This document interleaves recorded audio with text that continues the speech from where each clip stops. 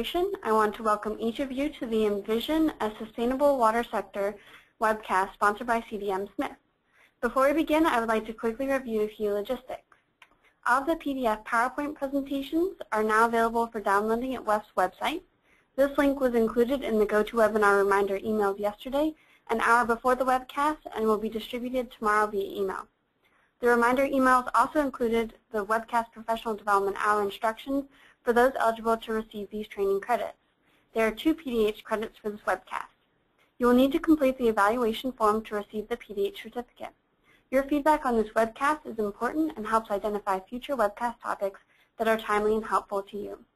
Please follow the PDH instructions and check with your state accreditation agency on how to receive this credit. During this webcast, where you cannot speak directly to the presenters, you will have an opportunity to submit questions by typing your specific question into the GoToWebinar pane that appears on the right-hand side of your computer screen. Today's moderator, Ifetedo Benner, will be accumulating questions and direct them to the presenters throughout the webcast. We will be recording this webcast. A link will be sent to all registered users tomorrow so that you can share it with other colleagues who could not attend. If you have any additional questions after the webcast is ended, please email webcast@wef.org. Before we get started, I have a poll question for everyone. Let me go ahead and launch that. The question is, how many people are participating in the webcast today at your computer? If you could go ahead and respond, that would be great. If you're participating by yourself, please respond 1. If you're participating in the conference room, for example, if you could do a quick head count, that would be helpful.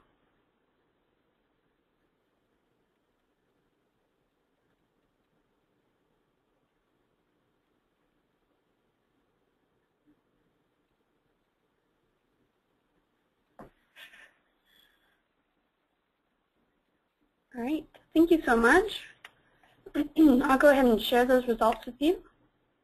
Looks like we have about 90% participating by themselves today. So I'd like to thank Ifetedo for moderating today's webcast. Ifetedo Benner is a Principal Environmental Engineer and Wastewater Treatment Practice Technical Leader with Arcadis. Ifetedo?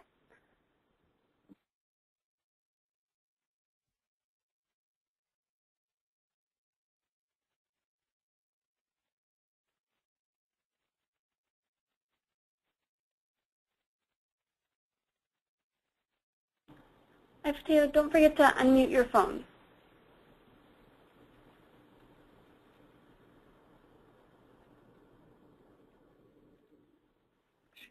Okay. Bill, do you mind going straight into your presentation? No problem at all. All right, I will go ahead and pass you controls.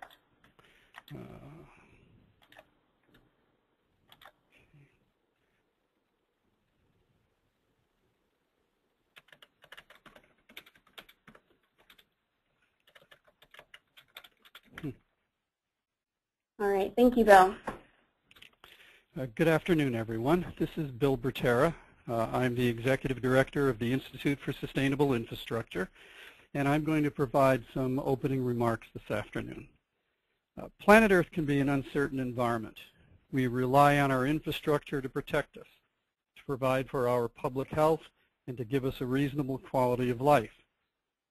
These are also primary responsibilities of government, and it is why public agencies at all levels of government are using Envision. Envision helps government meet its essential responsibilities to its citizens. Much of that service depends upon civil infrastructure. That infrastructure needs to be available and functioning for government to meet the high expectations of its citizens. In good times, certainly. In bad times, most critically. Making that infrastructure sustainable helps assure that it will be. The Envision rating system is a palette of tools developed by the Institute of Sustainable Infrastructure and the Zofnass Program for Sustainable Infrastructure at the Graduate School of Design at Harvard University. Both organizations are not-for-profit organizations committed to the public interest.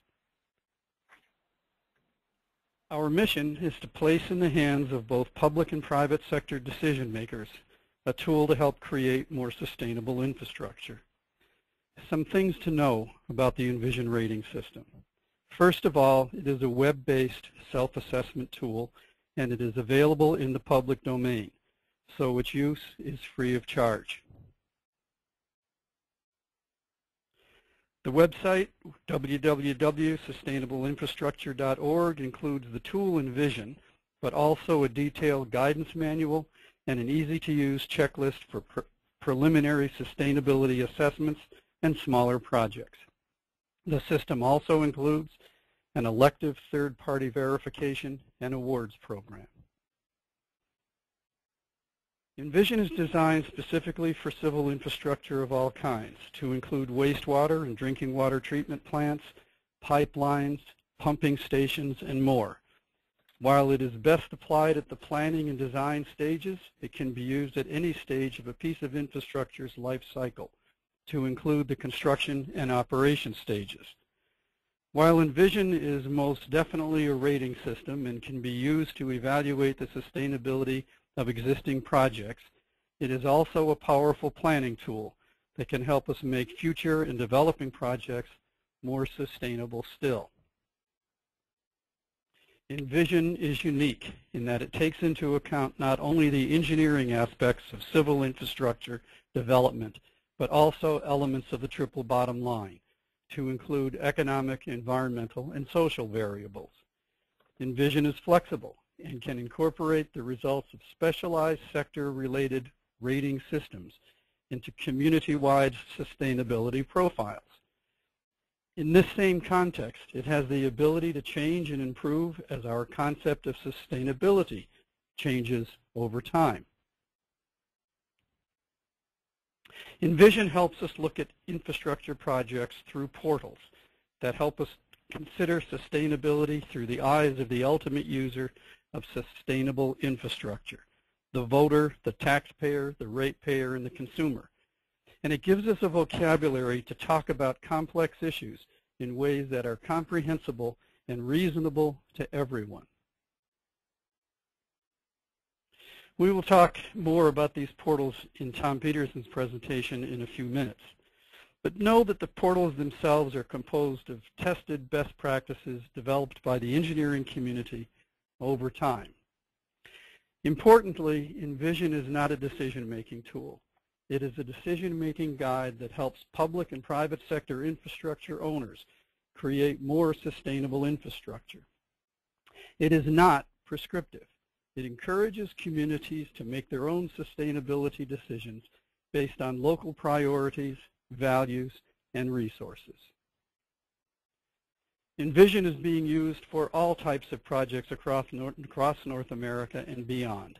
It is being used in large and small communities alike, and for state and federal projects as well. For more information about Envision or to use the tool itself, please go to sustainableinfrastructure.org. I'll be available at the end of the session to answer questions. Thank you. Hi, everyone. Hopefully you can hear me on this time. I just want to apologize for the slight hiccup technologically wise. So I just wanted to introduce Bill. Bill is the Executive Director of the Institute for Sustainable Infrastructure. He's also a former Executive Director of the Water Environment Federation, the Rebuild America Coalition, and the American Public Works Association. He's had senior executive and management positions with the International City Management Association, the National Association of Counties, and the National Solid Waste Management Association. He also has a BS in Business Management and a Master's in Public Administration. So thank you very much for that, Bill. Our next speaker is Tom Peterson. He's a Senior Vice President and Director of Sustainability with CDM Smith. He has over 36 years of environmental consulting experience that provides environmental and sustainability strategy, management system, and performance improvement support to federal, public, international, and private sector clients, and assists organizations in integrating sustainability into their environmental, health, and safety programs and management systems.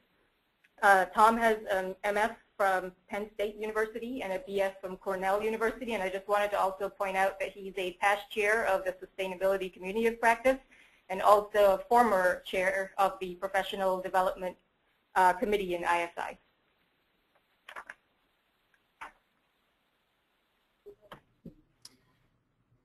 Thank you, Ipatayo. In the next few minutes, I will provide an overview of the structure of the Envision infrastructure sustainability rating system. We'll talk specifically about the 5 categories or portals that Bill referred to: quality of life, leadership, resource allocation, natural world, and climate and risk. In addition, we'll talk briefly about the levels of achievement that can be worked towards for a project application. The presentation will cover the system components, all of those elements that make up the Envision toolkit. We'll talk briefly about accreditation and how individuals might go about becoming an accredited Envision sustainability professional. We'll briefly talk about project applications. That is, when would you best apply the Envision tools? And I'll provide a brief overview of the rating framework, the guidance that's available, the checklist that Bill mentioned, and the web-based rating tool that allows for complete and comprehensive rating of projects.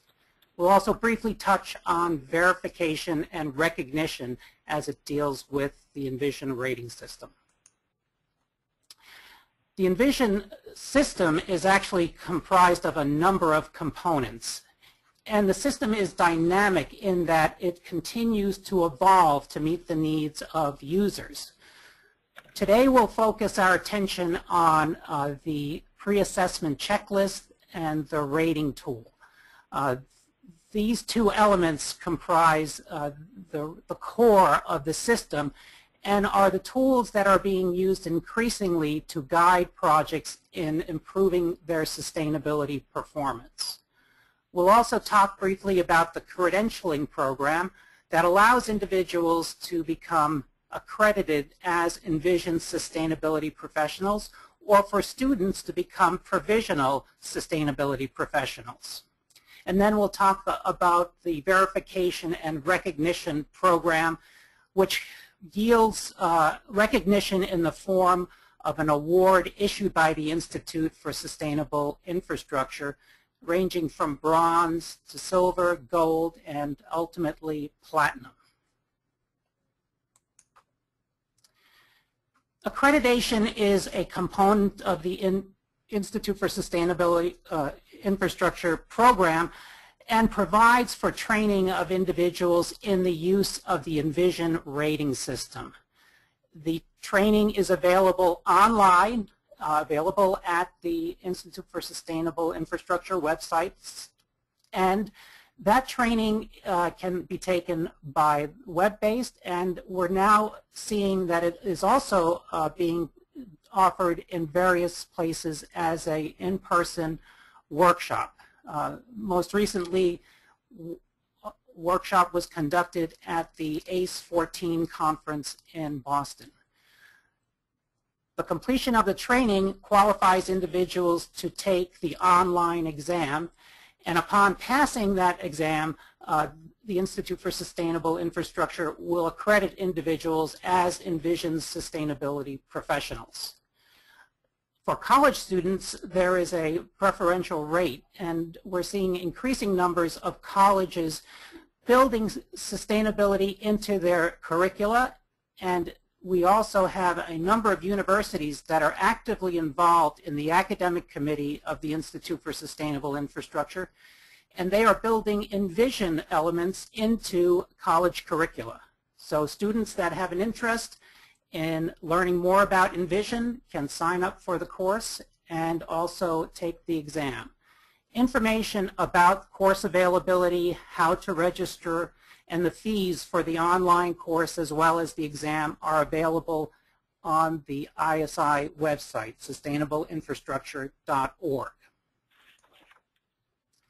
Many individuals wonder when is the best time to apply the Envision tools. And what we found is that the tool is a very useful guide at the earliest stages of any project.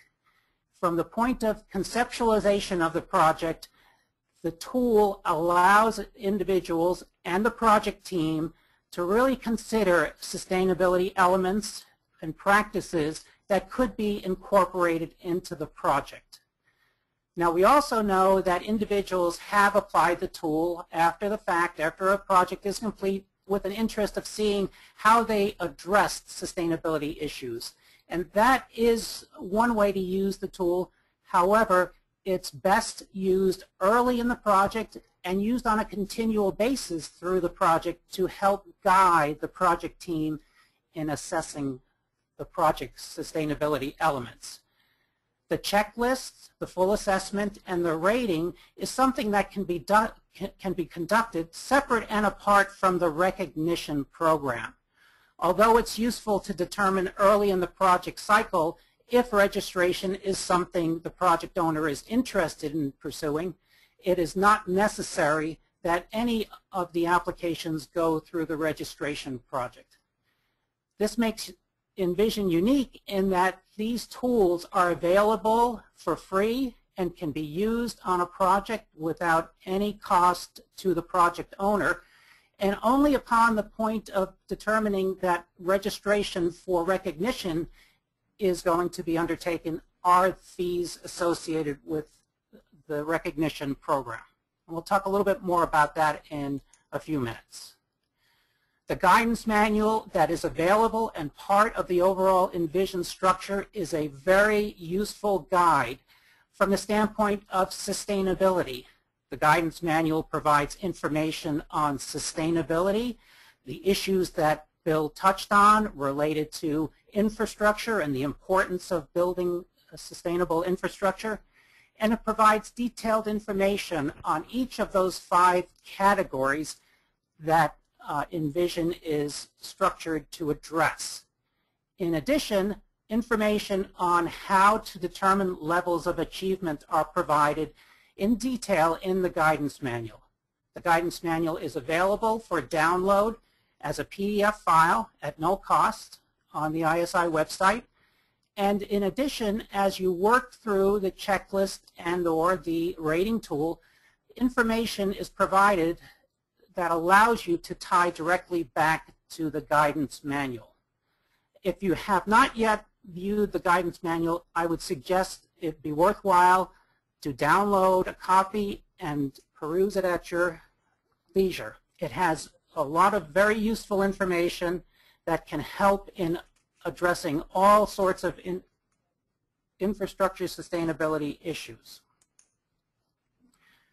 The structure of the system, again, is somewhat simple in that 5 categories are the areas in which the various credits reside. And those include quality of life, leadership, resource allocation, natural world, climate, and risk.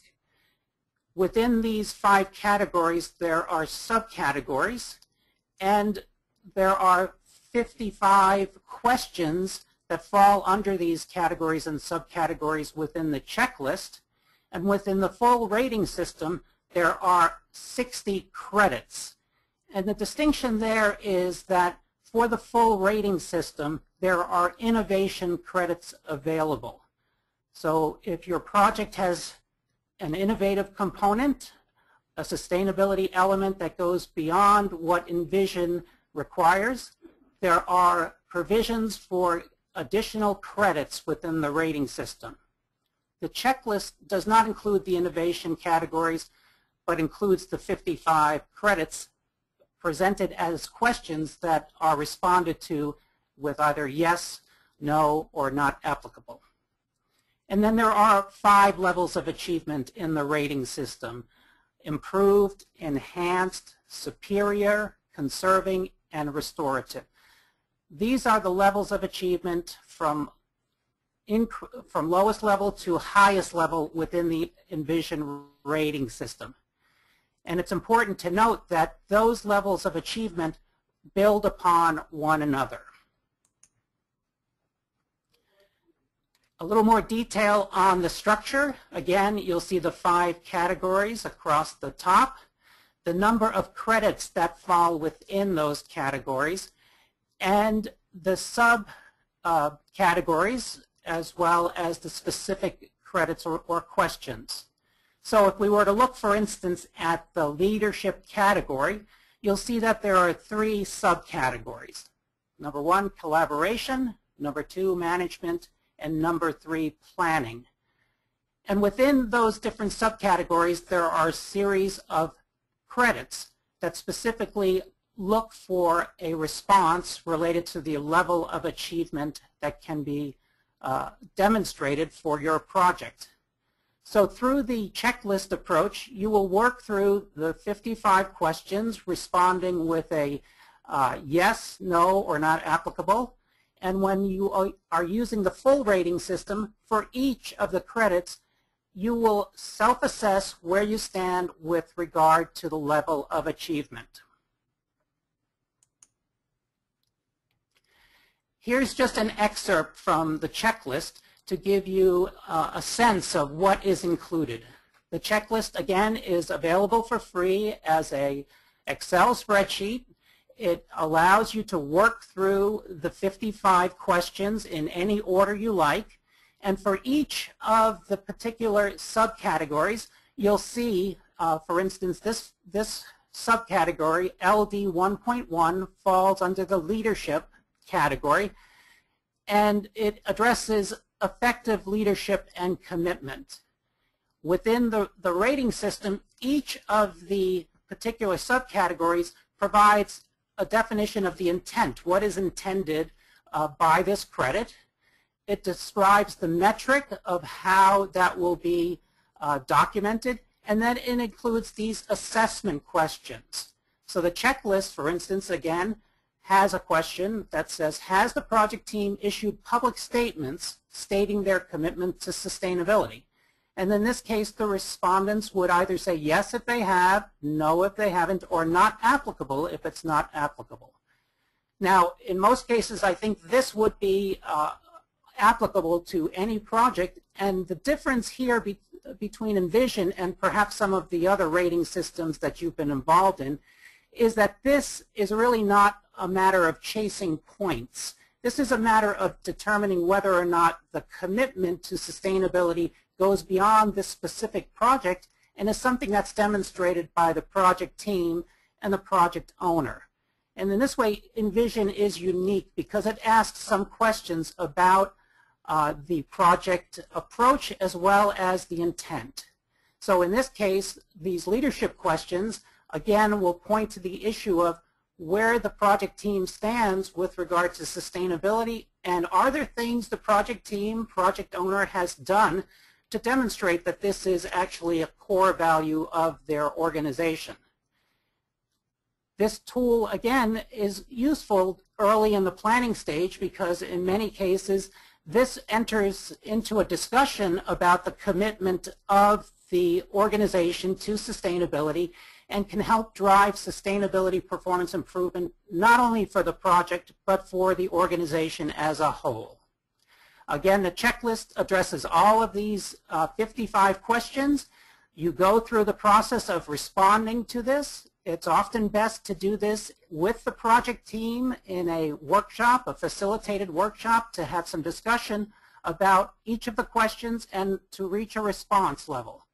Upon completion of the checklist, the system prints out a complete listing of all of the 55 questions that are asked, as well as the responses, whether they were yes, no, or not applicable. I understand that this is rather small for you to see, but you'll see that it's organized again in the 5 categories: quality of life, leadership, resource allocation, natural world, and climate and risk. And this provides an accounting of the number of credits or questions that are applicable to the project, as well as those that the project team feels a response, a yes response, exists. So if we step back to that question we just looked at in the previous slide, provide effective leadership and commitment, if our response was 3, we'd actually have 3 yeses for those questions there. So the tool, the checklist, is actually a very useful tool that can help address some of these issues and to actually spur some discussion and consideration of sustainability through the project conceptualization and planning process. The full rating tool is a web-based system that is available, again, from the ISI website. It's free for use by anyone by entering into the website and is accessible for use throughout the project. Information can be collected and entered. You need not go through the checklist or the rating system sequentially. You can move between quality of life to climate and risk to natural world, and the system saves the information that you provide as you build up your project information. Here's just an example of the entry screen under the leadership category, LD 1.1, which again is that question about providing effective leadership and commitment. In this case, you would go through the rating system and you determine whether or not this was applicable to your project. There are certain elements or credits that will always be applicable, but if there's a case to be made for a credit not being applicable, that is something that can be selected as not applicable, and then at that point notes can be provided to justify why that is not applicable for this particular project. The level of achievement is something that, again, you can put together and respond to. At this level, there's a drop-down menu, and you will get a score for that when you submit that. The scores vary depending on each of the credits, but again, you can work through this sequentially, and again, best to do this with a project team to understand what the justification is for the level of achievement that you've determined is appropriate for your project, and to note where the documentation is that would justify that level of achievement.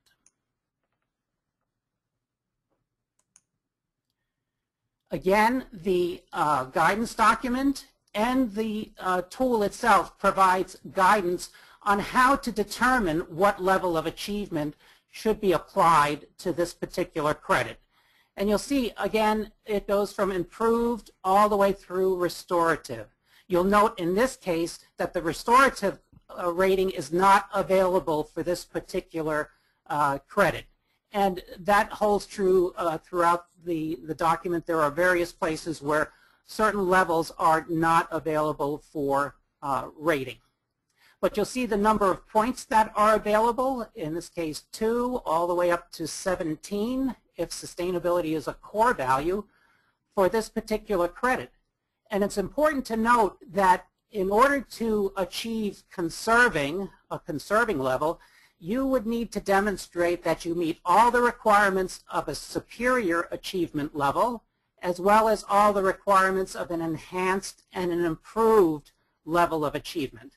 So these levels of achievement build upon one another, and the guidance document provides information on what is required to demonstrate that level of achievement. Upon completion of the web-based tool, the output will provide information on where you stand, again, in these different categories, quality of life through climate and risk. It will identify the number of applicable points that are available, the total number that are available. So, for instance, in leadership, 107 available points. And in addition, as I mentioned, there are innovation points that are available as well for the 5 different categories. So in this particular example, under leadership, there were 107 applicable points, and 31 were achieved through the rating assessment. In addition, 6 points, the project team believes that the innovation credit for leadership would provide an additional 6 points, and the total number of points pursued or assessed to be achieved in this case would be 37. And that's 29% of the total applicable points. You'll see that at the bottom here, a bar chart shows, again, the total number of credits that are available, 107 for leadership, for example, and again, the number achieved, 37 in this point. and it gives you an indication of where you stand with regard to your project and how it rates within the system. Recognition is something many clients are interested in hearing about, and many owners want to have recognition for their projects. And if so, ISI provides third-party review and verification. The review is conducted by a trained verifier that is contracted by ISI to look at the application independently. And the verifier actually works with the project team to fully understand what the assessment, the self-assessment scoring is based on, and the verifiers will work with the project teams to come up with an appropriate level for the project. At that point, the authentication of the score is conducted by ISI, and ultimately recognition is based on the percent of applicable points that are achieved for that project, and again, ranging from bronze to platinum. So in the past few minutes, we've quickly talked about the system components, the fact that there is a checklist as well as a full-scale rating system that's available. But again, there are other tools currently in development, including an economic rating tool. And those tools are again available for viewing at the ISI website. We talked briefly about accreditation for Envision sustainability professionals and for students as provisional sustainability professionals. We briefly touched on the fact that the tool and the tools are really tools to guide the project team and should be applied as early in the project life cycle as possible. Again, some of these tools that we talked about, the guidance manual, the checklist, and the web-based rating tool, all available for free for use to help your project team improve the sustainability performance of your project. And then for those project teams and project owners that want independent verification and recognition for their project, the ISI Verification and Recognition Program is available. So briefly, that is the overview of the structure of the Envision tools, and I'll be available to answer questions if there are any. Thank you. Right, thanks, Tom. A brief question just came in, and maybe Bill can speak to this. Tom referred to ISI a lot during his presentation, and I know Bill talked about it briefly, but Bill, maybe if you could just quickly just mention again what ISI is and its relation to Envision very, very shortly.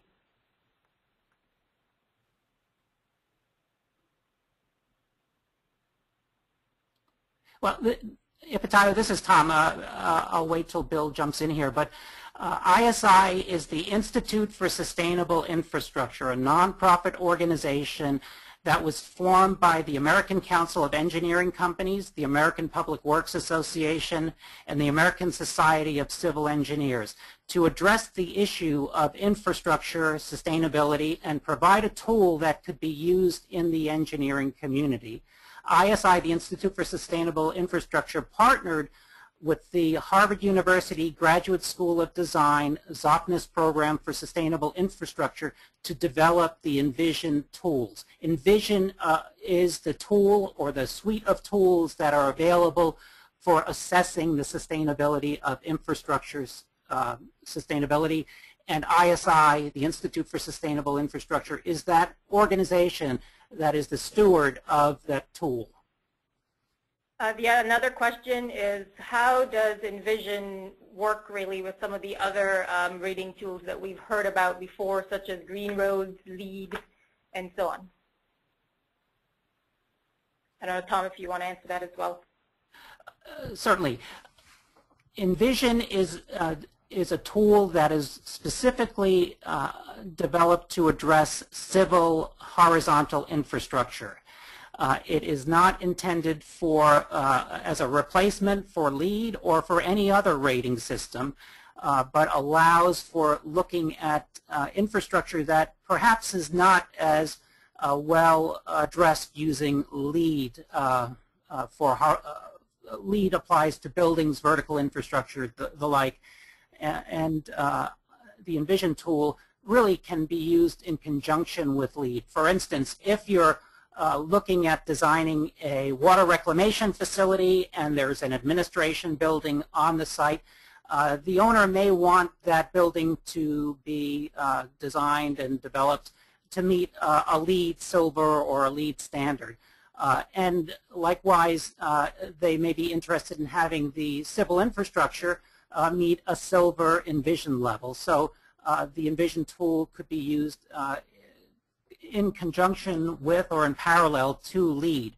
Other tools such as the Federal Highway Administration Invest tool, there are a multitude of tools, and Envision is not meant to replace any of those, but to be used in conjunction with those tools in again, driving the sustainability performance of engineering design. Okay, thanks, Tom. I'll hold some of the questions for now until we get to the end. I'll ask a few, in between some of the presentations, and then we'll have some time at the end. So I'd like you guys to submit some questions if you have them. We'll have some time at the end to address them. So moving on, the last two presentations really have given us a broad overview of the Envision tool, the rating system, and what we're trying to do with the next four that you'll see are really to give you some examples as to how this has been applied by some of municipalities around the country. So our next one is by Dennis Stanford, and he is the Sustainability Program Lead for New York City DEP, the Bureau of Engineering, Design, and Construction, which manages the agency's $7 billion capital improvement program. He's worked in the water and wastewater sector for 10 years, including the Gowanus Canal flushing tunnel and pump station upgrade, New York City Water Tunnel number 3 construction, and the Croton Water Filtration Plant. So it's, he's touched a few things that Envision may apply to in our industry. Over the last 2 years, he's led an agency-wide panel on sustainability, ensuring both technological and social changes within the agency, and is currently the lead of the capital program's in-house sustainability program. He's both an Envision sustainability professional and a verifier. And what he's really going to talk to us about is how DEP has been using Envision to support their sustainability goals. So Dennis? Thanks, Ifateo. Yeah, so I'm going to discuss how we're using the Envision rating system and why we're using it, for such a large city like New York. But first, I wanted to talk a little bit about DEP to give you a better picture. DEP is New York City's publicly owned water utility, servicing over 9 million New Yorkers and visitors to the city. Every day, we deliver about over 1 billion gallons of drinking water, and we treat an average of 1.3 billion gallons of wastewater. We're also the regulatory agency responsible for air, noise, hazardous material pollution in New York City. Our goal as an agency is to provide the best quality of life for all New Yorkers through these assets, and we acknowledge that we owe it to the public that we're transparent in this mission. To achieve our vision, an agency's vision is only as good as the steps that you make to get there. To achieve this vision, DEP published the 2001 strategy, 100 goals and initiatives that support our core values: safety, service, support, transparency, innovation, sustainability. And while most people understand what sustainability means to them, it's not always easy to communicate how public assets play a role in their daily lives. Since the launch of the strategy, we've seen some challenges that are not unique to New York City. Hurricane Irene and Tropical Storm Lee in 2011 caused damage to infrastructure along the East Coast, leading to some dramatic water quality issues, which we can see in this slide. The frequency and intensity of these storms are evidence of our changing natural world and the impact on the built environment. New York City is an old city, and like any city our age, we're experiencing the same challenges of maintenance and repair. Aging infrastructure is a nationwide issue. Here are two examples of repairs of aging infrastructure: sinkhole in Bay Ridge from a sewer from 1902, and a water main break. And of course, the impacts of Hurricane Sandy changed our viewpoint on climate change. Again, we see the changing natural environment butting up against our built environment. According to NOAA, Sandy caused $68 billion in damage in the region. DEP experienced inundation of many of our critical pieces of infrastructure, including the Rockaway wastewater treatment plant, which sustained such critical damage, we're currently assessing its long-term function. Climate change and its impacts on our agency are a risk like any other, and we must prepare for it. On top of this, New York City is projected to increase in population by almost 14% by the year 2030, adding to the strain of our existing infrastructure. What we do moving forward must take a much larger view of our city and our assets.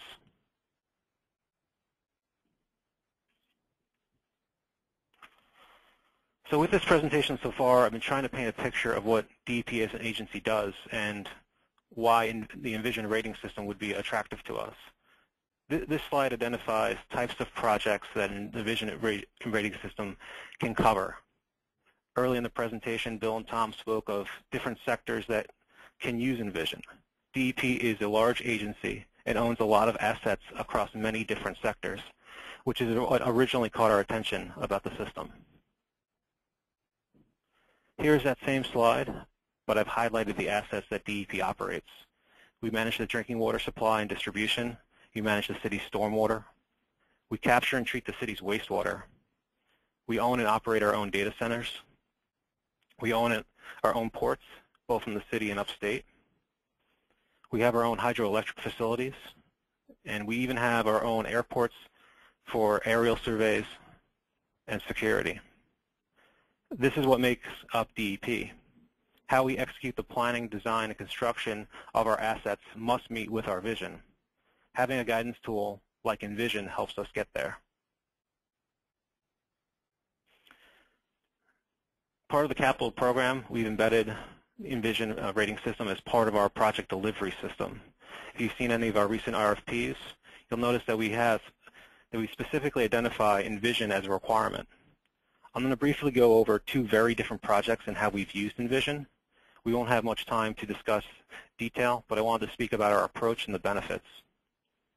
The largest project we're using Envision as a tool is the Water for the Future program. Water for the Future is a $1.5 billion program to address leaks in one of our three city aqueducts. The main project will be the construction of a bypass tunnel in the affected area between the towns of Newburgh and Wappinger in upstate New York. In order to facilitate this work and keep the city running, we've rolled out programs to expand water conservation, optimize our existing conveyance and storage, and supplement our systems with alternate sources of water. Unique to this project is the extent of communication that the programs have had with both the upstate communities that will seek the bulk of the physical construction and the ratepayers in the city, which assume most of the risk. This is one of the unique aspects of Envision. It allows you to evaluate a project anywhere in the project's life cycle. The Water for the Future program is full steam ahead. We've begun construction on 2 of the connection shafts, and we've started our water conservation efforts in the city. But what could we have done differently? What are we doing that we have not been communicating? And how can we change that?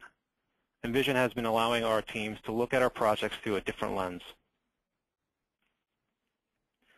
The second case study differs in that it used Envision from the beginning of the design process.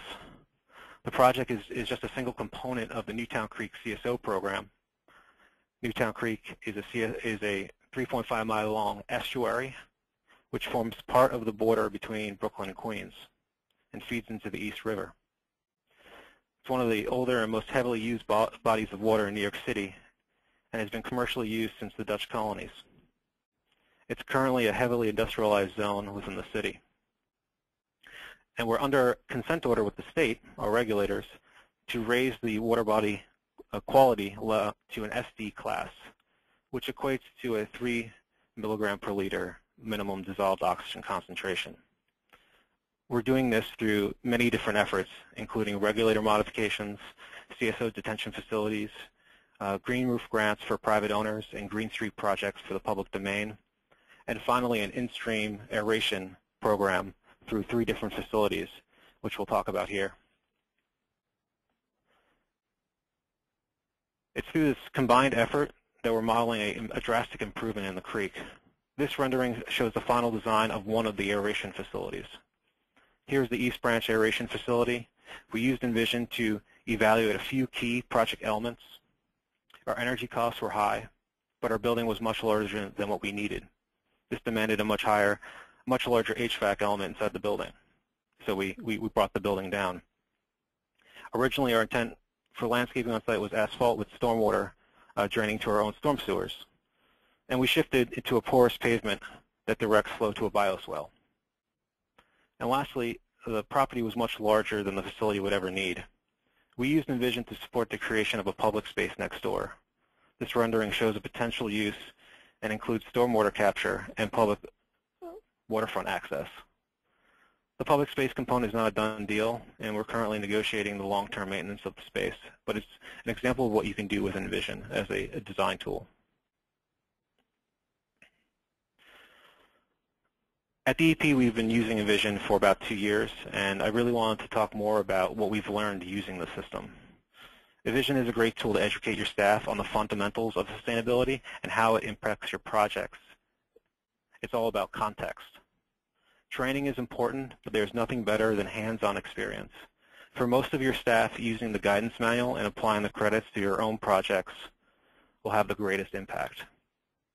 At DEP, we currently have 63 employees registered with ISI, and we have 8 projects in the final phases of design, finalizing their applications for later this year. Other training approaches we've had include webinars like this one. We've hosted ISI at DEP for an in-person brown bag session on the rating system. We've hosted internal brown bag sessions with our project managers and our staff on how applying the rating system works with your own projects. And we've done in-classroom training for over 300 of our staff, participating in group discussions of Envision credits. As part of our project delivery system, all projects hold dedicated Envision workshops. This allows the project team and Envision sustainability professionals to discuss their project credit by credit, and has thus far been the most effective means of training our staff. It allows the team to put the credits and the scoring in the context of their work, and it gives us the most feedback and sees the most creativity from our engineers. And one last note is that Envision can be used as a pulse check for your team. Envision helps your teams understand how your company or agency is performing. Its application to your project allows you to determine the standards and policies and how they're being implemented, and understand how effective they really are. We use it at DEP at each of our major design gateways to understand how the project is meeting our vision and evaluate different options for a given project. Envision can actually help you better understand your investments, provides your teams with means of effectively communicating all aspects of a project's design and its impacts. Project funding at any government level is increasingly scarce, and effectively communicating the project's full impacts give you a great advantage. The projects that meet multiple goals and policies are typically the better value. Of course, this is only effective as the people educated in the program. We've seen that policies are better implemented when teams understand the context within the triple bottom line. This is important to DEP and what makes Envision such an effective tool. At DEP, we aim to be the best, and to do that, you need continual improvement. The Envision rating system is a tool that's helping us do that. Thank you.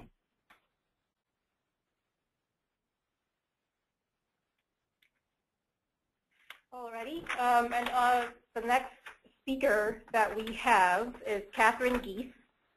She is the wastewater discipline group leader for West Yost Associates.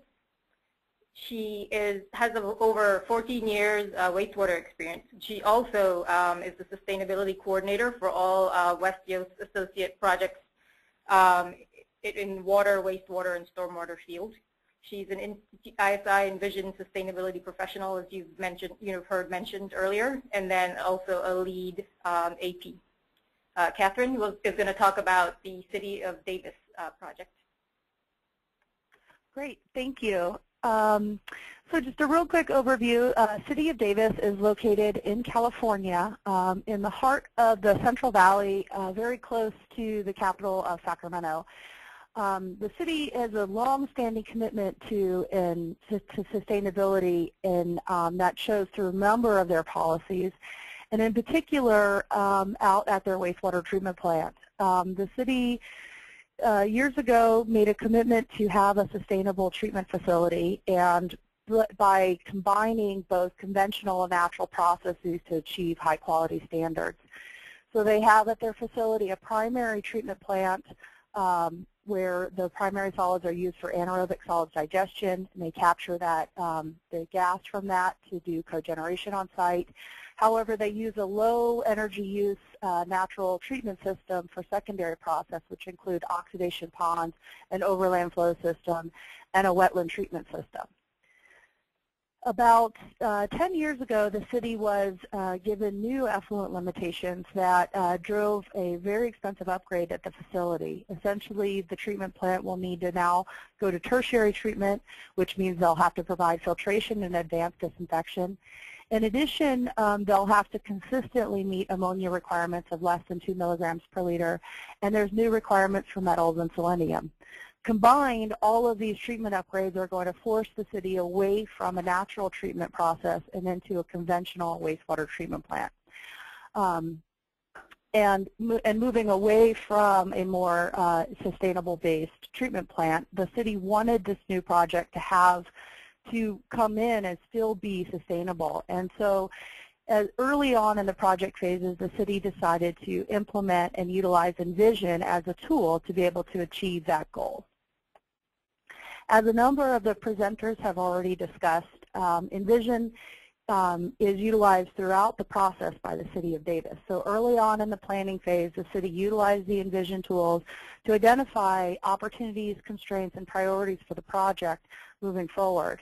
Now that the project is moving into the implementation phase, they continue to use the tools to quantify the success of all of the sustainability goals that have been identified. And then finally, at the end of the day, the city intends to seek recognition for the project so they can demonstrate to the community that they have achieved the sustainability goals that the community holds at its core values. So through the planning phases, the city has already identified a number of Envision credits that will be part of the project. And through this, they've identified about 141 points, which is enough to achieve a bronze certification. I'm going to talk briefly about a couple of the areas where points have been identified because we won't have time to get into all the details, but I'll talk about a few key areas.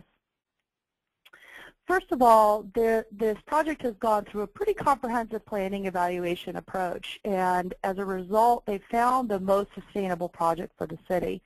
So early on, they went through a conventional master plan process and preliminary design that came up with a $200 million project for the city, which frankly was not sustainable from a cost standpoint. At that time, the City Council directed the city to take a step back, look at some more reuse opportunities. In addition, employed some alumni from UC Davis to help develop a charrette report to identify a project that better meets the city's needs and ultimately cut the project cost in half. Finally, and most recently, the city elected to move forward with the project using a design-build process. And that process will allow the city to further maximize the efficiencies of the project and the cost and reduce the project cost, as well as continue to meet the sustainability goals, as I'm going to talk about a little bit later on. So as I mentioned previously, the city currently has a wetland facility that is used as part of the treatment plant, and this facility creates a vast habitat area outside of the wastewater plant. However, with the new regulations, the city can no longer use this facility for treatment because the water quality coming out of it doesn't consistently meet the objectives stated by the California regulations.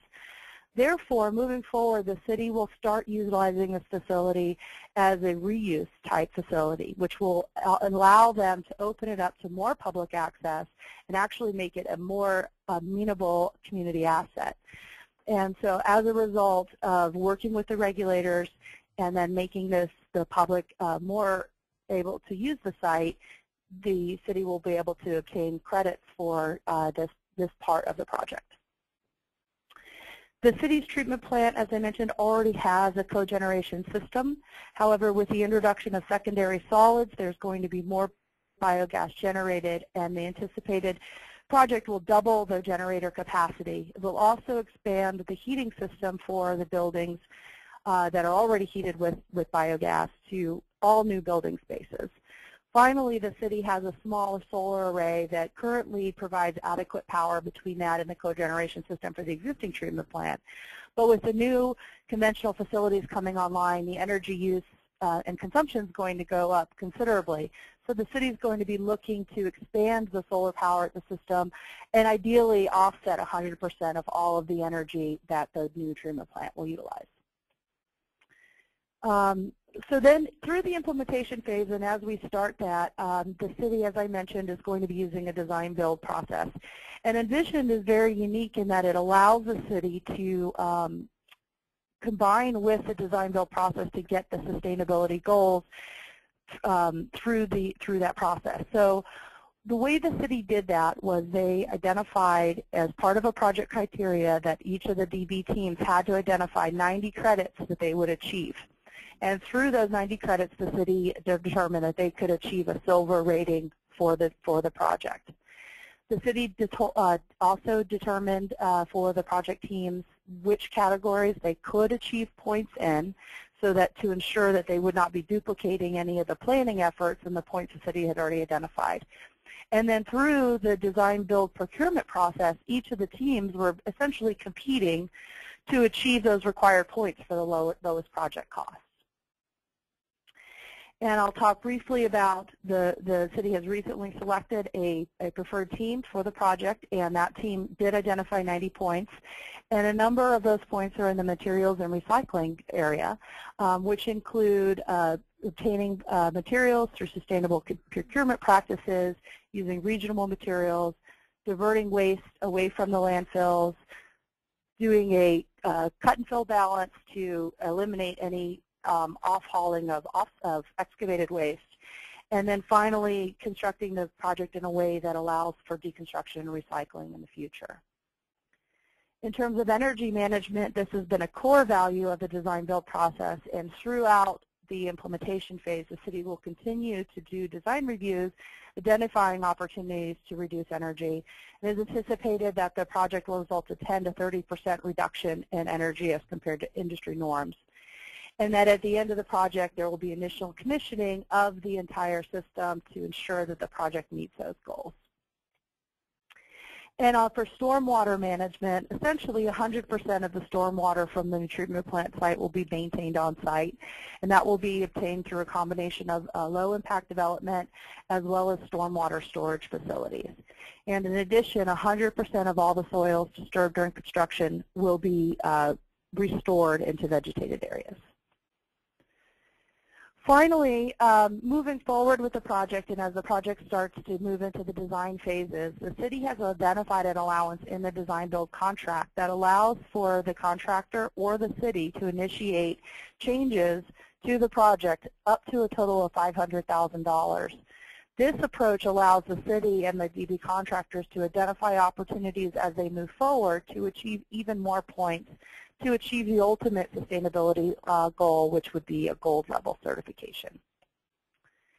And then finally, at the end of the day, when the project is done, the city will receive all of the information back from the DB contractor that's required by Envision to obtain the certification. This way, the city will know that that minimum level of sustainability will be achieved. The city staff gets that proof from the DB teams, and at the end of the day, when the certification is received, the community of Davis will know that the sustainability level, that their desire has been achieved because the certification is there. Thank you. Catherine, thank you very much. One of the questions that came through was, could you clarify what the 90 credits that the DB teams were asked to achieve? The 90, I think there was a little bit of a miscommunication there perhaps, where they were saying there's 60 total credits. So just want to confirm that you meant points as opposed to credits. Thank you very much. Yes, it was 90 points that they had to achieve, and I believe we gave them, I think, 23 different areas or credit areas that they could achieve those points in. Okay, thank you very much. Okay, so I'll move on to the next case study. The next speaker is Mike Meekin. Mike is president of Lamp Reinerson and Associates, headquartered in Omaha, Nebraska. He has 38 years of experience and has played a leadership role in a number of signature projects in the Omaha area, including the Omaha Convention Center Arena and Riverfront Development, Rosenblatt Stadium, and the redevelopment of Exarban. He's currently the sustainability leader of the program management team for the City of Omaha's $1.7 billion combined sewer overflow control initiative, which you'll hear about. Mike also served as co-chair of Environment Omaha, a joint initiative of Omaha by Design and the City of Omaha to create an environmental master plan for the City of Omaha. For his work on this initiative, he was named the 2010 recipient of the Laurels Award by Omaha by Design. Mike? Thanks, Ifatayo, and good afternoon, everyone. My presentation today is regarding the use of Envision on the City of Omaha's CSO control program. Omaha's program, like hundreds of other communities, results from an unfunded EPA mandate to reduce combined sewer overflows into surface waters. The CSO program in Omaha is the largest infrastructure project ever undertaken in the city. It is having now, and it will continue for many years, to have major financial impacts on the city's ratepayers. The city's using a program management delivery method. The integrated program management team includes the City of Omaha, CH2M Hill, HDR, and my firm, Lamp Reinerson. Many other firms are involved in designing individual projects. The CSO watershed in Omaha, which is shown on the slide, includes 43 square miles in the eastern part of the city, adjacent to the Missouri River. The long-term control plan for the watershed was completed in 2009 after a 3-year study period. The controls in the plan include extensive sewer separation, high-rate treatment of CSOs at 2 locations, a deep rock tunnel for conveyance, and upgrades to the Missouri River wastewater treatment plant to accommodate additional wet weather flow. The cost of the program is about $1.9 billion, and it will include 108 individual projects. The city's CSO program's commitment to sustainability began even prior to the availability of Envision. The city's leadership set overall program goals of economic affordability, regulatory compliance, and community acceptance, which align closely with the triple bottom line approach to sustainability. As part of the development of the long-term control plan, the city and the program management team adopted a sustainability vision statement that commits to apply the principles of sustainability in a fiscally responsible manner, add meaningful and lasting social, environmental, and economic benefits, and serve as a model for the application of sustainability in the design, construction, and operation of infrastructure. Again, these principles closely align with the overall principles of Envision. At the onset of the development of the long-term control plan, the city and program management team committed to an extensive public participation process that included the development of community success factors that were utilized in the analyses of control alternatives. These factors included reduction of basement backups, minimizing community disruption, infrastructure improvements, compatibility with the community, and opportunities for community enhancements. Given all this advanced work, Envision was easily adaptable to our program. Envision added structure and added potential sustainable design factors that we had not previously considered. So at the onset, the program management team reviewed all 60 credits in a workshop and set program-wide expectations for level of achievement for all of the applicable credits. The program management team also documented existing strategies that were already part of the program and additional program-wide strategies that would ensure achieving the applicable level of achievement. Envision is currently being applied in detail on major individual projects in the program having a construction cost of greater than $10 million. There are currently 7 of these major projects with additional projects planned in the future, and I will highlight 3 of those projects shortly. My role is facilitation of the application of Envision for both the project management team and the project teams. The city does not currently plan to expend any city funds for verification. This is a consolidated version of the workshop that we have created for use by our project teams. At the city's request, the worksheet includes, and we have attempted to coordinate Envision credits with related sections of the EPA Water Quality Scorecard and the City of Omaha's master plan. The worksheet includes current strategies being employed on a program-wide basis and potential stretch strategies for each of the project teams to consider. The project teams are also asked to develop their own project-specific strategies, which are then reviewed with the program management team. The project examples that I'm going to highlight illustrate high levels of achievement and demonstrate what is possible when project owners and teams commit to sustainability. Some of the example project elements that I'll show were under consideration prior to the use of Envision. The levels of achievement that I will show are my judgment and have not been verified by ISI. So the first project I'll highlight is the Saddle Creek Retention Treatment Basin. This is an $80 million project located in Midtown Omaha and will provide treatment of combined sewer overflows from the Saddle Creek watershed into the Little Papillion Creek. The design team for this project is led by Wade Trim.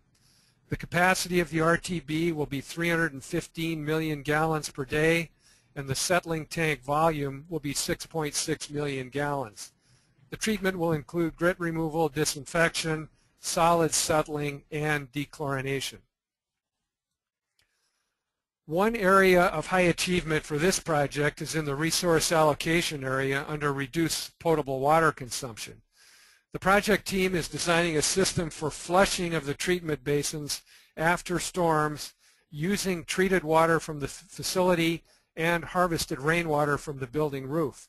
This will save thousands of gallons of water after each rain event. Another credit that's noteworthy for this project is in the natural world area. Part of the project includes the restoration of the Saddle Creek outfall channel, which is currently a very bad-smelling eyesore. The project will result in improved water quality in the outfall channel and enhanced aesthetics. In addition, a detailed evaluation of the use of renewable energy for the facility, wind, solar, and geothermal, was completed. Based on this study, a geothermal system is being implemented for building heating and cooling, and the potential use of solar energy is being considered for future application. The second project is the Spring Lake Park project located in southeast Omaha, and the design team for this project is being led by Kirkham Michael and Associates. The project includes sewer separation in the areas that drain to Spring Lake Park, one of the city's original parks, and construction of an extensive green infrastructure system in the park. The green infrastructure includes restoration of the historic Spring Lake Park Lagoon, which was filled in many years ago. With respect to quality of life, this project is truly restorative in our view. It will return the park to its historic condition and provide much greater recreational opportunities for the adjacent neighborhoods in South Omaha. The Spring Lake Park project, like all of our CSO projects, has involved extensive stakeholder involvement, which is covered in the leadership area. For this project, the neighborhood has had major involvement in the design of the restoration of the park. In the natural world area, the use of green stormwater infrastructure in Spring Lake Park will save the city of Omaha hundreds of thousands of dollars over the cost of conventional storm sewers. The third project is a project that my firm, Lamprey Nursen, has led the design of, and it's the Nicholas Street Sewer Extension Project located north of TD Ameritrade Park in downtown Omaha. This project is part of a series of projects that will respond to the community's #1 success factor for the CSO program, the reduction of basement backups during major storms. As a result, the project warrants a high level of achievement with respect to quality of life. Another major impact of the project in the quality of life area was the infrastructure improvements in the project corridor. The scope included the demolition of an abandoned, contaminated industrial building that for years had burdened the city and state with regulatory enforcement issues. The project also dramatically improved the sewer infrastructure in the project area, both sanitary sewer and storm sewer, and the transportation infrastructure. These impacts enhance the redevelopment potential of the corridor and warrant a high level of achievement for stimulating growth and development. In the resource allocation area, the contractor for the project was also required to manage construction waste and was able to divert 85% of construction waste away from disposal in the landfill.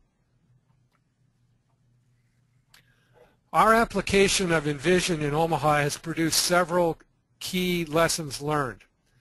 #1, not surprisingly, thorough knowledge of Envision is important to educate and guide the project owner and other members of the design team.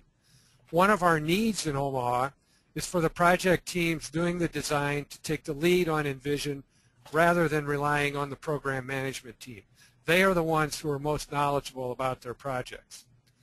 #2, the involvement of decision makers and their need to buy in and be involved.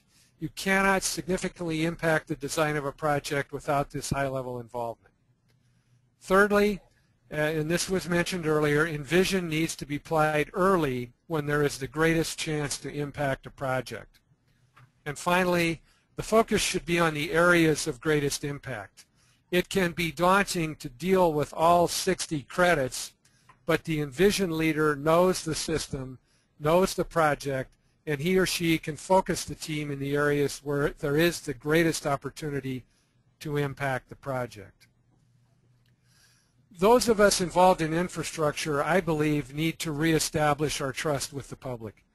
More than ever, we need to commit to designing and constructing infrastructure that truly satisfies high-priority community needs, that is reflective of comprehensive input from a broad range of stakeholders, that respects the natural environment, that conserves resources, and that will last for generations with built-in resilience to natural and man-made risks. We need to be designing and constructing the right projects in the right way. Envision can help ensure these outcomes. Thank you. Thanks, Mike. Our next speaker, an example, is Rebecca Goff with King County Wastewater Treatment Division. Rebecca has 20 years of wastewater engineering experience and is a professional engineer. She's also a lead AP professional and an environmental SC as well. Rebecca? Hi, Ifatayo. Thank you. Can you pass me the screen again? I accepted and everything went blank on my end. You have the controls. Just go ahead and put it into slideshow mode. All right. Went black for a minute, so that concerned me. We've been going at it for about an hour, so I suggest as I do my intro, people watching, stand up, take a stretch break, get re-energized, And also to help along with that, I actually embedded a formatting error in my presentation, and the first person to tell me what it is who is watching gets a prize. So with that, I'll start. So I'm going to just do a brief overview of King County and our commitment to sustainability and resiliency. Then I'll go into an overview of the case study project that I'm actually project engineer on and presenting, the Sunset and Heathfield Pump Station Enforcement Upgrades Project. And then we'll go into a discussion of our experience with Envision.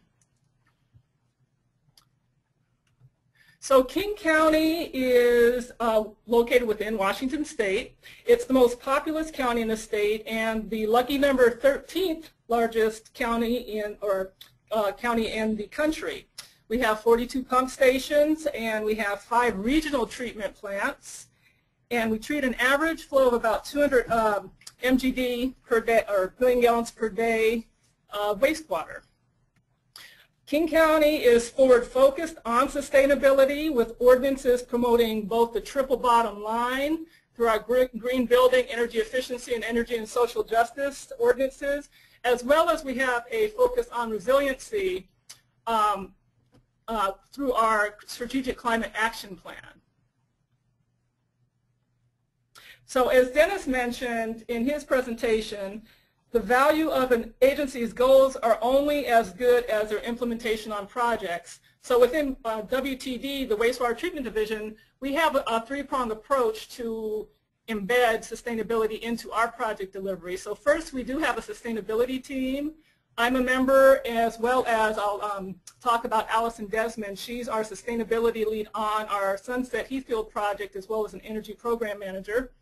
The sustainability team developed a specific scorecard for our wastewater division type projects. And I'm going to go a little bit into that so you can kind of see how the structure of that scorecard. And also, because we are a public agency and we are audited based on what we say we're going to do, we actually have a team that reviews the scorecards, and there's documentation required of projects. So when the project is completed, they submit documentation on how the credits they said would be achieved were actually achieved. So here's how our scorecard looks. This is just a portion of the scorecard. For those familiar with LEED, it is similar to the LEED scorecard. I'm just showing the parts where we actually do have prerequisites and just the first category, which is sustainable sites. But we have the other 4 sites, 4 categories that LEED also has. I did want to draw your attention to these prerequisites. One thing we do have here, it's hard to read, but basically each project does need to hold an eco-charrette. So that gets the project team members involved and gets us focused on what sustainable elements the project can actually achieve. So we try to get the buy-in going. So now regarding this specific project, the Sunset and Heathfield Pump Stations and Force Main Upgrade, by the way, I'll pause and say you should have seen the formatting error. But anyway, getting back to the presentation. So the project overview is in this portion of the screen. So you see there's Sunset Pump Station, Heathfield Pump Station, and there's Force Main that's being upsized from 12 inches to 24 inches, one of 2 force mains, to a discharge point. So I tried to highlight some of the considerations with the pump station and the force main. So as you see in this picture, there's some lakefront. This is actually Heathfield Pump Station here. This is residential area. And then this is where some of the force main alignment, and you see again, there's trees. This pavement is actually new pavement. There's some creek crossings, etc. So why did we select Envision for this project rather than use our scorecard? Well, we had an innovative and collaborative project manager, Dave Franklin, who wanted to go beyond the scorecard. We actually have at our 5 treatment plants, we have 3 of those treatment plants that have LEED-rated buildings, 2 are admin buildings and one's an education center. So we have some history with having LEED. Also, the project manager was aware that there's pump stations in Oregon that had actually achieved LEED ratings. So he wanted to go beyond the scorecard, and we were thinking LEED. Well, we got into looking at LEED, and we actually did bring in a sustainability consultant, O'Brien and Company, who was excellent. We just wanted to do a high-level assessment of how applicable is LEED. Well, we knew we didn't have any occupied buildings, so that took out a large chunk of our credits. Also, because we're in a residential area, because we have a forest main that goes up a well-traveled street, there's many community impacts. LEED doesn't really cover those community impacts too well. We also are located on the lake.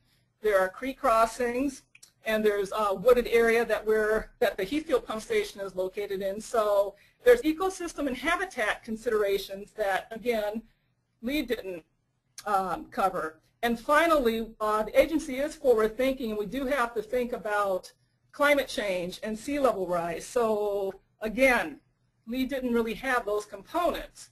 The consultant we worked with actually was aware of Envision. So while LEED was more like a square peg, trying to fit a square peg into a round hole, Envision really fit. All the pegs went into the right hole. The community impacts could be addressed by the quality of life, the ecosystem and habitat issues, the natural world, and of course climate and risk addressed resiliency. So what did we do? Well, first thing we did is we called ISI, and we conferenced with Bill and Jen Rivers, and that conversation resulted in us piloting actually Envision for this project. So after we decided we're going Envision, then the next step was to get certified. So Allison and myself became Envision sustainability professionals, as well as several other members of our wastewater treatment division. So that was the first step. As Alice and I were trying to understand, as well as the project manager and kind of the core team, how are we going to roll this out to the project? We already had some sustainability budget set aside and some sustainability activities, but Envision was new. We felt it was very important to try to, again, as Dennis and Derek indicated, do some training up front. So what we did is we developed some training modules to incorporate into our project meetings. So we took 5 project meetings and introduced each one of the categories at the project meeting. And that was extremely beneficial because then when we went to conduct the eco-charrette, which again, part of our normal sustainability process, people were up to speed, or at least fairly familiar with the Envision categories, the subcategories, and the credits. So we're able to have good discussions. And we also, in that charrette, as many people probably do, you make small groups, and we very purposefully selected different people, different disciplines, because this is a multidisciplinary team, not just in terms of technical, but of course we have operations and maintenance, we have community relations, we have environmental, we have permitting, so we have a variety of people, and we wanted to group them so that we can have full discussions of the different areas. So an example would be, of course, we'd have our geotech engineer in the group that was discussing Natural World Credit 1.4, Avoid Adverse Geology. Another example would be, say, while we were discussing Natural World Credit 2.1, Managed Stormwater, we included O&M as well as, say, our civil and stormwater consultant, because O&M is going to have to maintain these facilities. So as we're talking about rain gardens or green roofs, we want to, again, get the discussion going and get buy-in. So we're very purposeful in how we conducted our eco-charrette. Now after our charrette, we had many, many, many ideas. And Allison worked very hard, our sustainability consultant worked very hard, and I think I worked very hard too. And what we did is we developed a tracking sheet, and that was similar to what Derek had showed with his Envision credit worksheet. So in our worksheet, it was very similar, but we also, so we got together as a small group and assigned the levels of achievement to each credit. And we also assigned a responsible person. So there would be groups of credits that you would have an individual responsible for. So say our community relations lead would be responsible for the quality of life credits, for instance, that we were pursuing. And we also connected the design approaches from the charrette to the individual Envision credits. So we know we needed organization because, again, as Dennis had mentioned, the achievement of your goals is only as good as your implementation. So we're trying to make this task achievable. So we developed the tracking spreadsheet. Now, some people have asked, well, how do you make decisions about what you include? What we also did is we developed what we call the Go No-Go tool. So the Go No-Go tool was a sheet that looked at things like, how does that credit apply to our various initiatives, our various King County initiatives, and some project goals. It also looked at things like, well, what are the impacts? Are there scope impacts? Are there potential schedule impacts? And we try to do an expert judgment level cost. So is this like a $0 to $10,000 item to incorporate, on a $10,000 to $100,000 item to incorporate, and so on. Now, in terms of the cost, one thing we felt is very important is to remember that this is incremental cost above something you would already be doing. So for instance, if you were already going to have to put a roof on a structure, then if putting a green roof on the structure cost more, then it would only be that incremental cost. It wouldn't be the complete cost of the green roof. Also, we looked at incremental life cycle cost. So there may be benefits.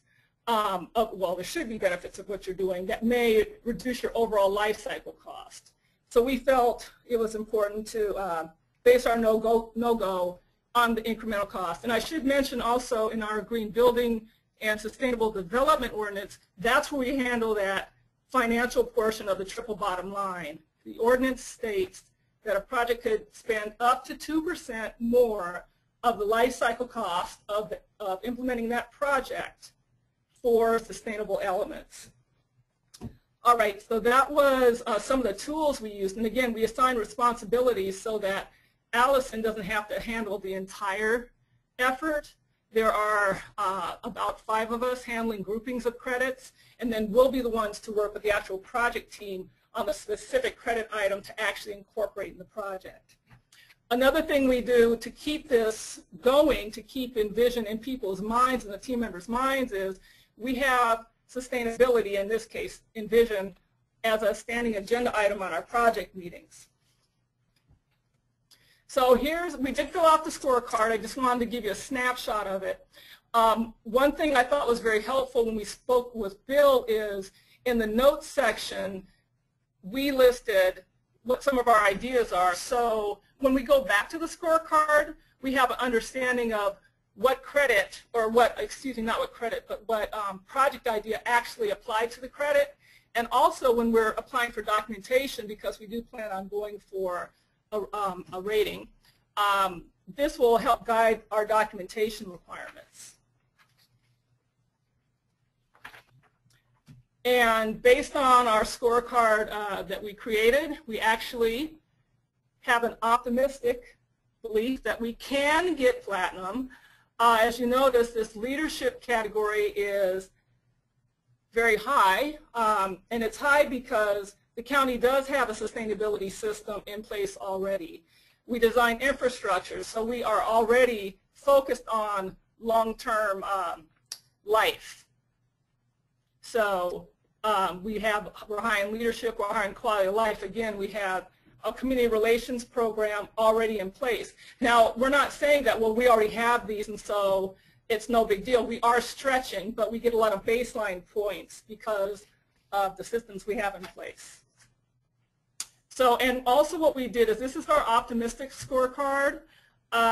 We also did another scorecard based mainly on what processes we have in place, because again, the plan is good, but what are you actually going to be able to implement? So we have a range, and this is our target, and we're sticking to it. So I'm going to conclude with what we feel we have as some lessons learned at this point, because we are just approaching pre-design, and then I want to just go over some final steps, or some next steps we'll have during final design. So again, I think it was Dennis who mentioned that it's very important to have buy-in. So when we started the process, O&M, I can say, was quite frankly saying, what about the pump station? What we need is to upgrade the pump station. The pumps need to work. So we have to recognize that we need that buy-in. So we need to integrate O&M and sustainability. It's not an or, O&M or sustainability. It's an interweaving that we're trying to achieve. And again, by doing the training, by having the standing agenda item, we feel we are integrating sustainability into our design process, not as an add-on, but as a baseline part of the project. Also, that training we did, we feel had lots of benefits. People came into the eco-charrette knowing about what Envision was, what the categories were. We actually had some small group discussions as part of our training where people would give what elements they think we could implement into the project or incorporate into the project. Would recommend the Envision scorecard be used from the beginning as everybody else does. It's easier to build these things in, and if you had to, because you found something wasn't feasible, take away. But again, it gets people's minds focused on sustainability and the Envision elements. Now I will say one thing we also learned is that maintaining momentum can be challenging, particularly at this point. There's technical issues you're trying to work out. So that's just the reality. You have to have a committed leadership in order, and so leadership project manager, we have our sustainability lead. I'm very committed, so you have, and many of the team members are as well. But it's just, that's the reality of the project. Maintaining momentum can be difficult. So next steps, again, the top of the list, maintaining momentum. There's things that we plan on doing that Envision is encouraging us to make these reaches. So again, do some research. Are there possible synergies that we have with a waste product or a waste from our project that may be a material that someone else can use? So we're going to be looking at doing some research, forming some partnerships. Of course, we have to incorporate our Envision requirements into the contract documents so that the project actually gets built the way we'd like it to, and that the facility operates the way we would like it to. And because we are going for the certification, we'll need to gather documentation. And finally, and we did have construction management in our eco-charrette, but again, they're going to be the end game. So we need to make sure that we are incorporating and keeping construction management informed and garnering their support, again, getting the buy-in.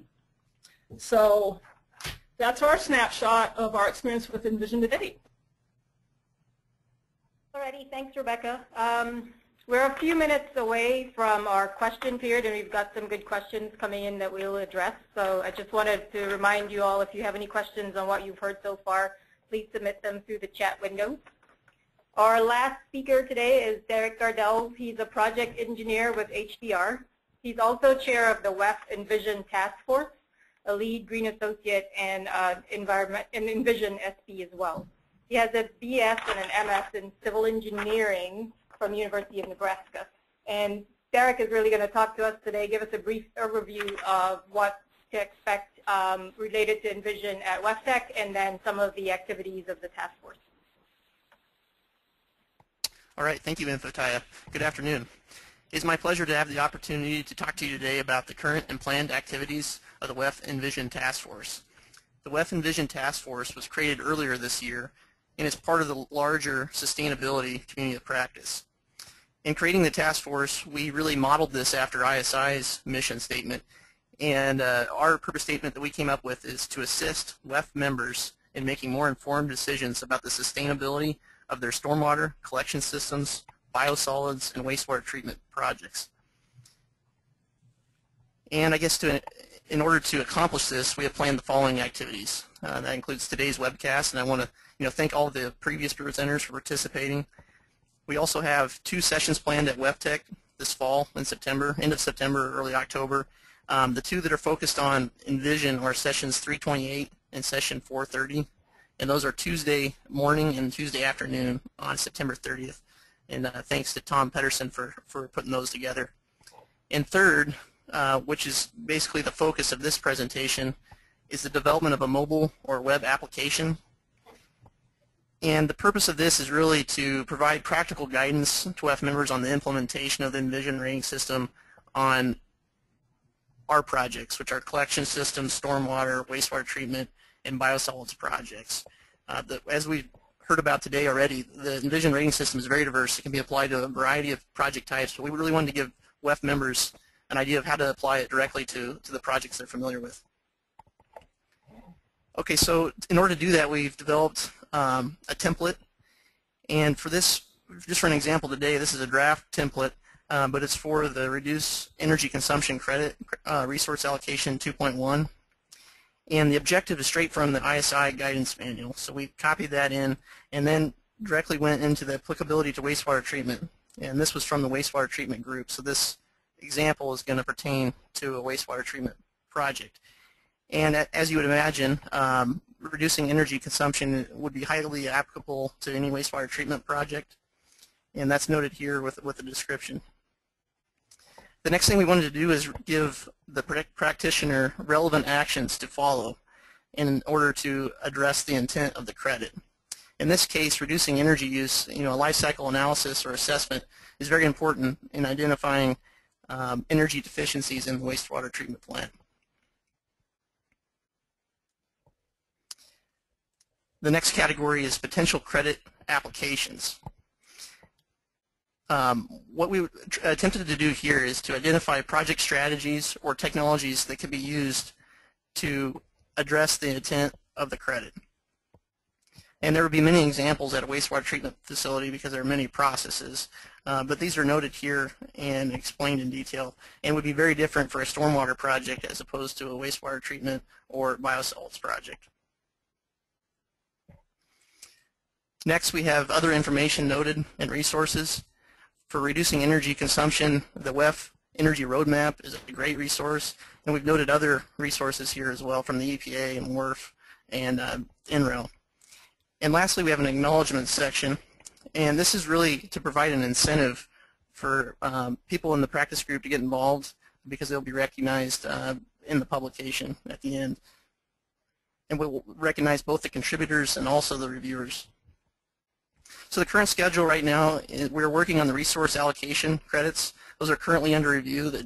Each of the groups has submitted drafts, and Tom and I are going through those. We'll give comments to each of the groups. They will address those, and then we'll go to the technical committees for review. We are now working on the natural world category credits next, and throughout the summer and fall, we will be working on the remaining categories. And the note I'd really like to make is please contact me if you have interest in participating. We have a number of people working on individual credits, but we're always looking for additional input and even reviewers as well. And I really want to take this time to thank each of the individual groups that are working on this. I don't have time to go through everybody by name, but the stormwater group is led by Chen-Chi Cheng with DC Water. The collection systems is led by Chris and wastewater treatment is led by Ifitaya. And then biosolids is led by Bob. And I also wanted to recognize Tim Baldwin, who is the task force co-chair and is helping with this today. All right, I'd like to open it up for questions. Thank you. Thanks, Derek. And I'll just go through a few of the questions. The first one is, why are there so few Envision projects listed on the ISI website? And Tom, if you could answer that question. Yes, thanks, Ifitayo. The Institute for Sustainable Infrastructure released the first version of Envision just 2 years ago, and so we're seeing increasing numbers of organizations learning about the tool, applying the tool, and we have 3 projects that have already gone through the verification process and received awards from ISI. Recognizing that design projects and the like generally take months, if not years, to go through that process, it's not completely surprised that so few projects have gotten through the entire process. But what we do know, and we hear this from ISI, that they estimate that 250 project applications of the Envision tool are currently underway. We also understand that there are about 30 projects that are currently in the verification recognition pipeline. And what we expect is that as more individuals learn about the tool and apply it, the number of projects that will be sharing their information on the ISI website will increase. You'll see increasing numbers of fact sheets about the projects, case studies, posted on the ISI website, and actually I believe ISI would be open to anyone interested in sharing their experience with the use of Envision by posting it on the ISI website. So we're all optimistic that more projects will go through the process and share the information so that we can all learn from what individuals are using Envision for and how it is being applied. Thanks, Tom. One more question for you. You had mentioned Envision phase toolkits for planning and design and construction and so on. Where can they be found? They couldn't find them on the ISI site. Could you be a little bit more specific, perhaps? Yes, and perhaps Bill, if you're online, I don't have the website open, but it is on the infrastructure ISI website, sustainableinfrastructure.org. I believe there is a tab at the front page that indicates resources, and then you will click through a number of pages where you will come to the different resources that are available that could be downloaded, including the PDF version of the guidance manual and the checklist. But let me just see if I can log on and quickly get some more details if that wasn't sufficient. Yeah, and I think maybe if you still have issues finding that, perhaps contact either Bill or Tom directly, and they can point you in the right direction offline, perhaps.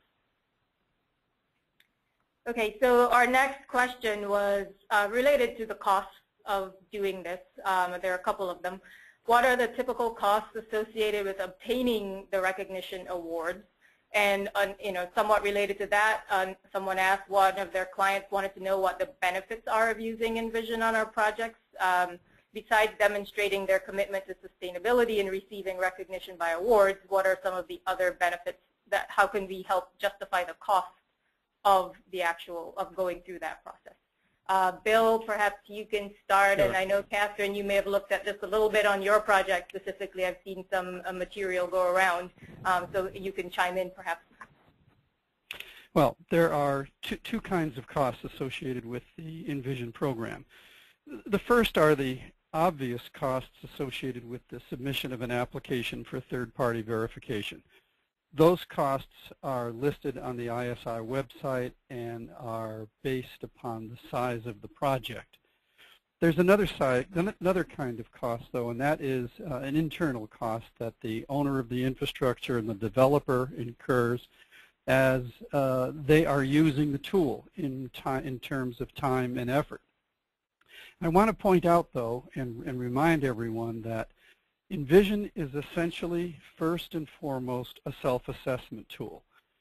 The benefit, the goal, the intention of using Envision isn't and shouldn't be, first and foremost, to achieve an award of some kind. It should be to improve the sustainability of your infrastructure projects. In that context, and because it is a self-assessment tool, and because our first and foremost goal was to increase sustainability rather than to simply hand out awards, many of the projects that are being used by public agencies across North America will never and are not included in a list of available projects in the third-party verification pipeline. That's not a bad thing.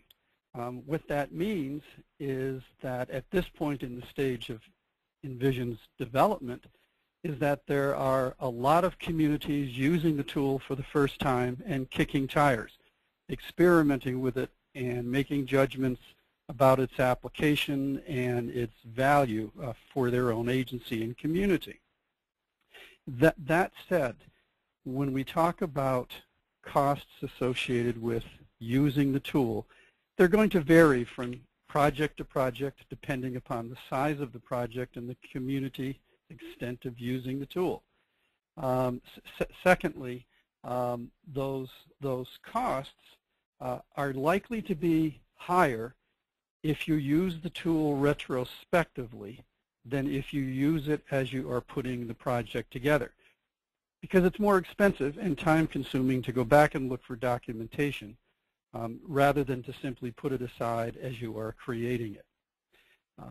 So I hope that responds to some of your questions. With respect to benefits, you know, the costs associated with an added investment in sustainability are almost always talked about in negative terms. Well, this is what it is going to cost us. But as a couple of your presenters suggested this afternoon, there is a benefit side to that added investment. And Envision helps you quantify the benefits as well as the costs and helps make those benefits available throughout the life of the project at the point of procurement. And the way it is able to do that is directly responsive to the fact that the concept of the triple bottom line is included in the metrics of the tool itself. And what that allows us to do is to measure not just those things that can be monetized associated with the life cycle of a project, but also to put values on those non-monetarily significant variables that have to do with quality of life, environmental protection, and economic benefit.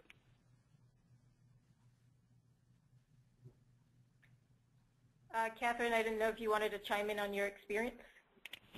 Yeah, I mean, I can chime in a little bit. I think for the City of Davis project, you know, because, well, first of all, I'll say what has been spent to date has been, you know, which is in terms of using the tool to evaluate the project during the planning phase has been fairly minor project cost, but it's anticipated that moving through the implementation phases and actually pulling all the documentation together and submitting it to ISI and getting the recognition will add to the administrative costs, the engineering administrative costs, by about 0.5% of the project cost. And so, you know, and then we also did an estimate of, you know, the approximate anticipated added costs associated with bringing in some of the project elements that would not have been included in the project had it not been identified through the Envision tool that these should be elements.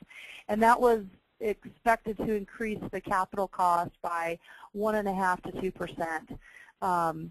And that includes, you know, things like, you know, putting in features to reduce heat island effects, putting in features to reduce noise and vibration, and other features that basically were not necessarily envisioned, no pun intended, as part of the original project, but that were identified later on as we went through the Envision tool, you know, evaluating the project through the tool. So we estimate somewhere between 2 to 2.5% added project costs to basically enhance the level of sustainability to achieve the gold standard that is the city's goal. Hi, this is Rebecca from King County. I just wanted to chime in because I think it's important to, you know, remember, you know, life cycle cost with a, you know, additional upfront capital expenditure. There oftentimes are savings over the life through operations and maintenance. And again, just the incremental cost and getting this process done early and including it in your request for proposal so that when the consultants are looking at, or your design team are looking at how to implement the project, they're thinking green from the beginning. I mean, it's just part of their design DNA. It's not an and. You know, I think as time goes on, the techniques, the work that the WEF Envision subcommittee is doing, you know, people will have ideas to go from, and those costs that may be apparent or may be real will reduce as time goes on as we all start thinking about this differently. And if you get a chance to watch some of the initial training modules where ISI emphasizes infrastructure is long-term, it's resource intensive, we have this one world, I think that can be inspiring and motivating. Thanks, Rebecca. Appreciate the step in there. Another question that I received regarding the manufacture of paints and coatings for civil infrastructure, was there a specific requirement for paints and coatings within Envision? And the short answer there is no, there's nothing that specifically calls that out, but understanding that there are some credits that actually do address in a sort of a backdoor manner where you're trying to look at public health and safety and also you know, air pollution and so on. And so some of those things may come into play in an indirect manner, but there's nothing that specifically calls out paints and coatings that they may be, like they may be with lead. Ifitaya, this is Tom. Just to add to that, the use of sustainable products is an important part of the sustainability of the overall project, and Envision addresses sustainable procurement practices in resource allocation credit 1.2. So those of you that have products, paints, or coatings that are interested in seeing how the Envision rating system would look at those, if you were to look in the guidance manual under RA 1.2, that's Resource Allocation 1.2, there's a description of procurement practices with a focus on more sustainable or environmentally products. So again, the guidance document provides some additional information, but as Ifitaya says, it's not prescriptive in requirement like other standards or rating systems may have. Thanks, Tom. I have a couple of questions for Rebecca. One question, how much facilitation for the charrette was required? And did the team need a lot of prompting, or were they able to self-motivate once the idea was launched? That's your first question. At our charrette, we actually had 4 facilitators because we broke, it was a fairly large group of people, and we wanted the subgroups to contain maybe 5 or so everyone had a chance to participate, and also so that it was perhaps hard to hide and not participate.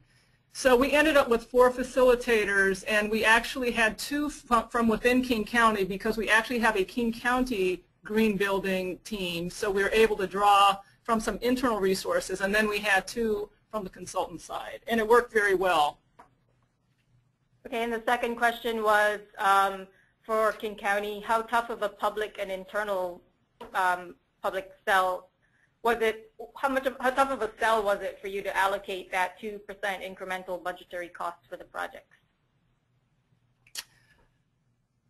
Well, we are a public agency, and we do need to be fiscally responsible for our ratepayers' dollar, of course.